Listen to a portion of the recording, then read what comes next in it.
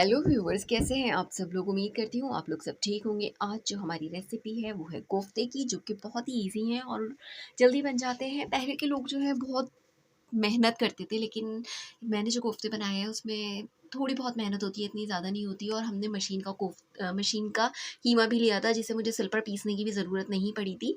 और देखिए मेरे कोफ्ते टूटे भी नहीं हैं। और इसके साथ मैंने फ्रूट चाट भी बनाई थी, क्योंकि खाने के बाद कुछ मीठा हो जाए तो मज़ा आ जाता है। माशाल्लाह से इसकी रंगत देखिए किस कदर खूबसूरत आई है।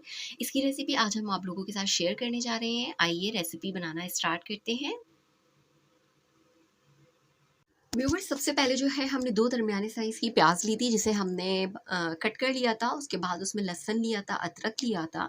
लिया था और इसके साथ-साथ हमने दही डालकर इसको ग्राइंड कर लिया था।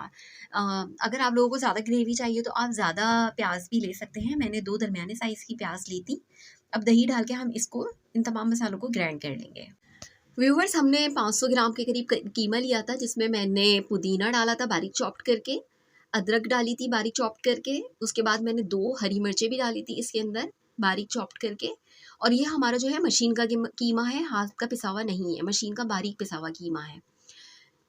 इसके साथ हमने इसमें मसाले के एक पैकेट का 1 टेबल स्पून मसाला ऐड किया था। नमक हमने हस्बे जायका।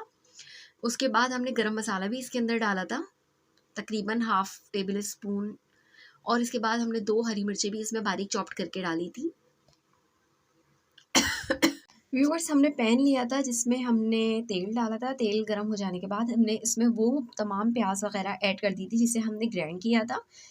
और इसके अंदर हमने 2 चमचे शान मसाले के डाल दिए थे, जिससे बहुत अच्छा फ्लेवर आता है। अब इन तमाम मसालों को हम बहुत अच्छे तरीके से भून लेंगे, तकरीबन 10 से 15 मिनट के करीब। जितना भूनेंगे उतना ही अच्छा टेस्ट आएगा आपका। देखिए हमारा मसाला तकरीबन भुन चुका है, अभी पूरा नहीं भुना। और इसी के साथ हम इसमें कोफ्ते भी ऐड कर देंगे, ताकि कोफ्ते भी हमारे पक जाए और हमारा मसाला भी अच्छे तरीके से भुन जाए।